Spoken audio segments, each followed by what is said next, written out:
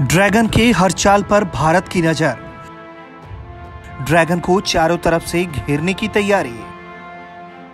Action में थल सेना प्रमुख से लेकर वायु सेना प्रमुख तक। चीन अगर सीना जोरी पर उतारू है तो फिर भारत की तैयारी भी पूरी है।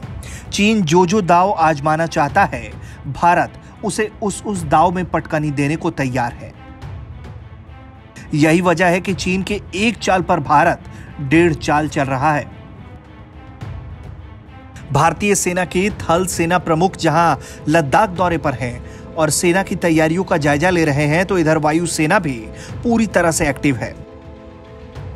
बताया जा रहा है कि चीन न सिर्फ सेनाओं का जमावड़ा कर रहा है, बल्कि एलएसी के नजदीक वायु सेना बेड़े को मजबूत बनाने के लिए तरह तरह के हथियारों की तैनाती कर रहा है। इस तनावपूर्ण हालात को देखते हुए भारतीय सेना के साथ ही वायु सेना ने भी अपनी तैयारी पूरी कर ली है। भारतीय वायु सेना के चीफ RKS भदौरिया ने पूर्वी सेक्टर में प्रमुख एयरबेस का दौरा किया है। इस दौरान वायु सेना चीफ RKS भदौरिया ने तैयारियों की समीक्षा की और क्षमता वृद्धि की जानकारी ली। अपनी यात्रा के दौरान वायुसेना प्रमुख ने एयरबेस पर तैनात एयर वॉरियर्स के साथ बातचीत भी की। यह बातचीत बहुत ही अहम है। चीन सीमा पर तनाव को लेकर वायु सेना ने अपने सभी तैयारियां कर ली हैं। वायुसेना के साथ साथ थल सेना की भी तैयारियां देखने के लिए थल सेना प्रमुख लद्दाख पहुंचे हुए हैं। यह दौरा काफी मायने रखता है, क्योंकि जहां एक तरफ चीन की बातचीत चल रही है तो दूसरी तरफ दोनों देशों की सेना आमने सामने है।